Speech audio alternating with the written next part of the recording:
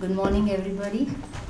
First of all, I would like to thank NODEM and especially DIHA for organizing such a wonderful seminar and for giving me an opportunity to talk about this art, which is extremely close to my heart. Rangavali, the term derived from Sanskrit words Ranga and Avali, which means color and row, is an ancient Indian folk art created on the floor. Rangavali, commonly referred to as Rangoli, is used to decorate mainly the threshold of the house, which is a zone of passage from the known, the house, to the unknown, outer world. It also provides a warm and colorful welcome to visitors. It is drawn not only in front of the houses, but also in puja rooms, that is places of worship, and around the holy plant of Tulsi, and sometimes eating places as well. On some special occasions like Diwali, it is painted in every home. It is one of the important intangible cultural heritages and a living tradition of the country.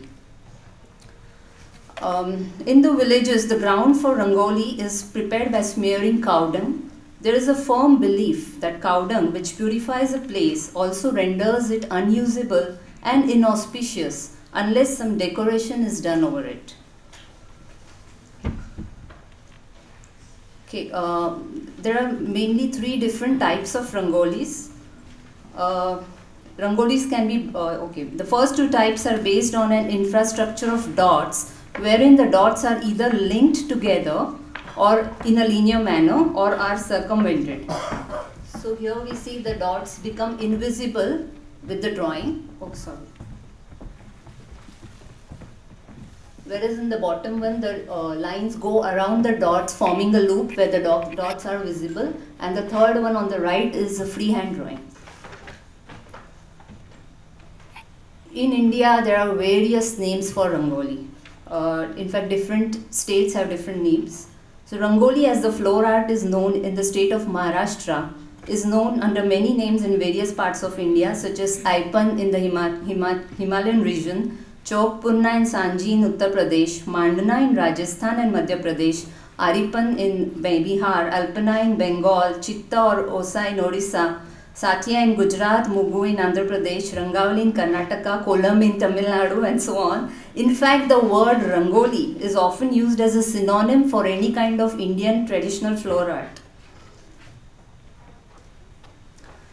Based on the in the regions where rice is grown on a large scale, like Bengal, southern India, and Konkan in Maharashtra, rice powder or paste or powder obtained by burning rice husk is used for making rangoli. Other than easy availability, one of the reasons for using rice flour is providing food for the ants and other small insects. In other regions of India, white stone or rock powder or lime powder and sometimes wheat flour is used. Food grains, flowers and leaves are also used for rangoli arrangement.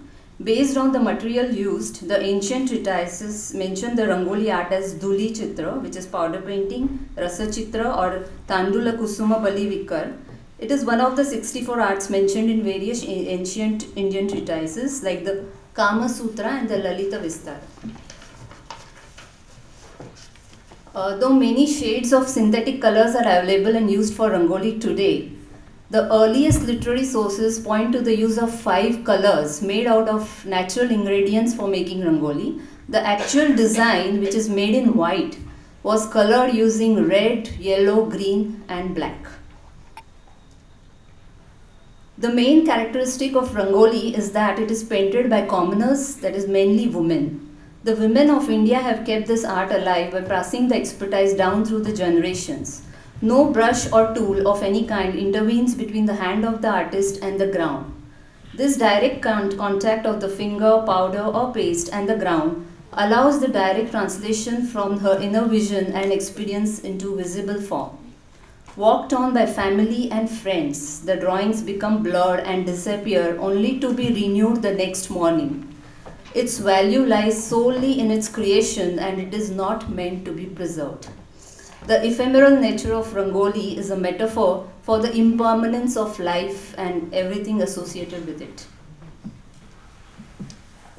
Okay. Okay, the tradition of Rangoli has been prevalent in India since the dawn of civilization, as is evident from its traces in the cave paintings of the primitive man, the material remains of the Indus Valley civilization, and its references in ancient literature.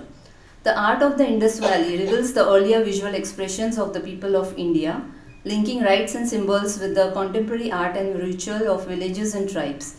The motifs like the swastik, crosses, the spirals, the knot, the checkerboard, the mother goddesses, the snakes and many more found in the vast amulets and seals of the Indus Valley are still found in the Rangoli art. So what you see on the right is the Rangoli motif, on the left is the remains of the Indus Valley civilization, either in the form of seals or buttons. Here again the same. The motif which you see on the top left is a knot. The knot used in Rangoli designs is believed to be a universal symbol of protection which originated thousands of years ago.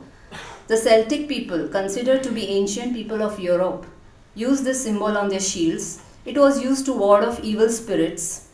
Similar patterns are common in Egypt and in the Sumerian civilization, where they are known to have had a talismanic significance. The figure of the upside down woman with plants issuing from her womb along with the inscription at the side is found on a seal of Indus Valley. It is associated with fertility and the female goddess. Interestingly, during my research, I found this Rangoli which is on the right in Rajasthan, which is drawn by women desiring to have children. So again, the same thing is represented symbolically in the Rangoli. And again, the snake motif which you see at the bottom. A snake is a very common motif in Rangoli. Labyrinth or Chakravyu is commonly depicted in Rangoli. The symbol originally held some magico-religious significance that was understood in widely separated parts of the world. Ground plans, sketches and emblems of labyrinths appear very frequently over a very wide area, but principally in Asia and Europe. Some are believed to have been conceived with the purpose of luring devils into them so that they might never escape. In India, the labyrinth motifs are found in the cave paintings and also in the remains of the Indus civilization.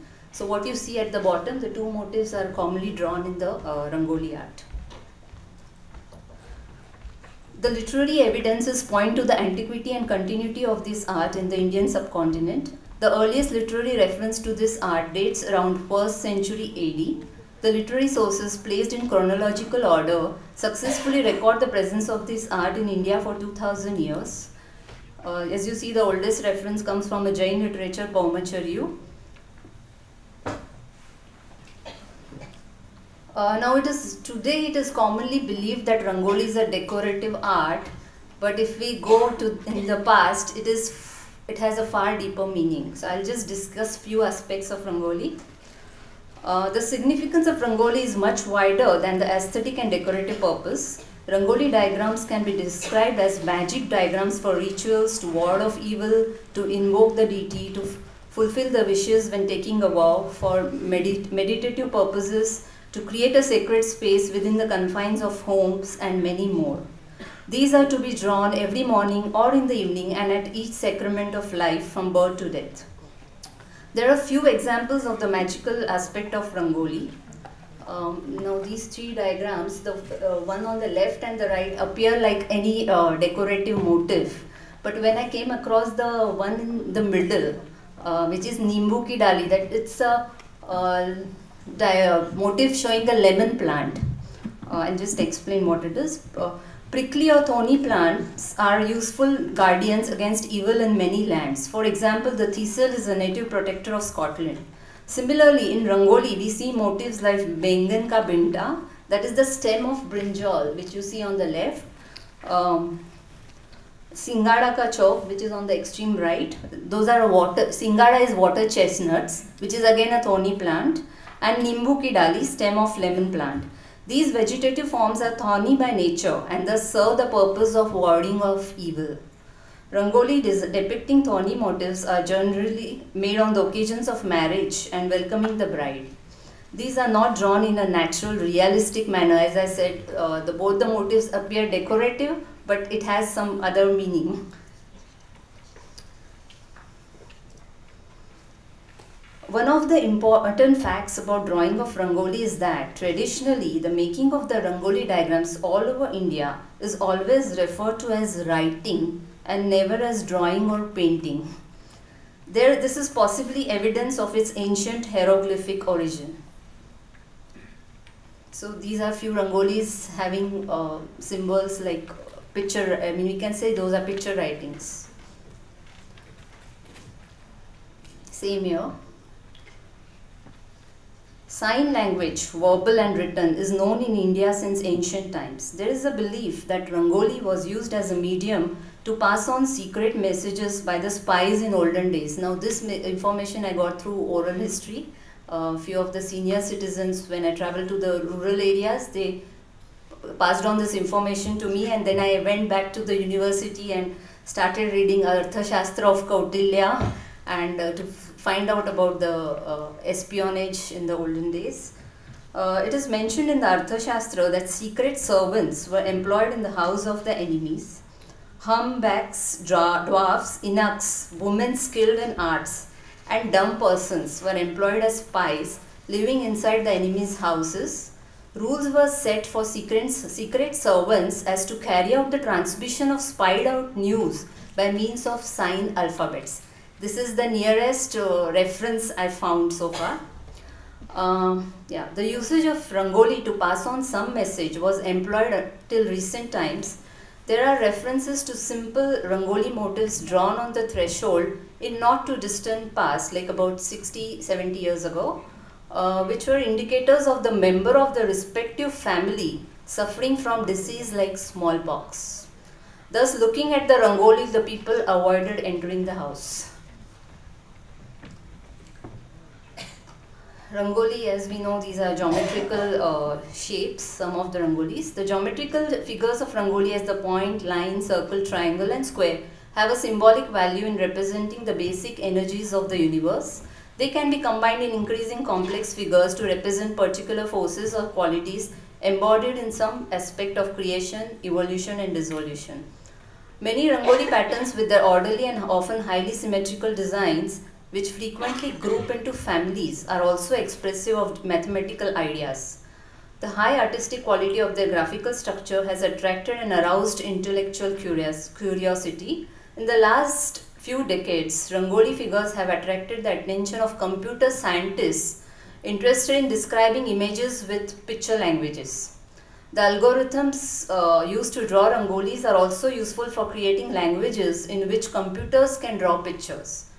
Professor Gift Shiromani from Chennai, India, and Kiwamu Yanagisawa and Shojiro Nagata from Kobe University, Japan, are few of the scientists who have developed these picture languages after closely studying the technique of making Rangoli designs by village women of southern India. Their papers are available online if somebody wants to go deeper into this. Many Rangoli patterns appear to be reminiscences of architectural plans. The names and forms of some of the Rangolis, like Khera, which means a village or small township, which you see on the left, Baudi, which means a step well, and Pushkarni, which is a temple tank, suggest their composition as architectural motifs. The Khera drawing is invariably surrounded by drawings of weapons like swords and knives and a crown. This pattern indicates a well-planned state having good fortification and ruled by a brave monarch. Now, though the idea is very old, even today this motif is drawn. Such architectural patterns are seen in Rangolis of northern and western parts of India. Currently, it is observed that women of all socio-economic levels in India continue to create Rangolis that even today hold particular guardian qualities and are drawn before thresholds and some places inside the house. Rangoli still forms an indispensable part of festivals, religious and life sacraments all over India. In the southern states, particularly Tamil Nadu and up to some extent in Maharashtra, drawing of Rangoli remains a part of daily routine of the women. Though Rangoli is mainly drawn manually even today, supplementary devices have been introduced in the market from time to time. The need to continue the daily ritualistic practices in shorter time led to the invention of such devices. Ready-made stickers of Rangoli designs, as you see in the pictures, stencils and stamps have been invented. It is certain that besides India, the ephemeral floor art was practiced in different parts of the world. Like we know the paintings by the Navajo tribes, the sand paintings of the Navajo tribe, the dot paintings of the Australian Aborigines and of the tribes in Africa. Thus, in a way, it is a reflection of the cultural psyche of people and reveals working of a creative human mind through the ages. Today, it is recognized as an Indian art due to its presence in the living traditions of the country. It is said that traditions die hard in India. Nevertheless, with the onset of modernization, technological advancement and disintegration of the system of values in which the Rangolis flourished, the Rangolis are slowly losing their original meaning. Also, with the changing circumstances, many traditional symbols are getting lost forever. Yeah, this is the Rangoli done with stencils. Before this language of symbols vanishes permanently, these are a few suggestions, but I expect many more from the experts present here. There is an urgent need to create an exhaustive digital data bank of various designs, patterns and motifs of the fading art form. It may be a good idea to create newer contexts where Rangoli motifs can emerge as an independent form. Traveling exhibitions should be organized with support from government and NGOs in order to bring this folk art at par with the modern art. This will not only aid in wider outreach and dissemination of the tradition to wider public, but also enhance the understanding of this art form and get it the recognition it highly deserves. Thank you.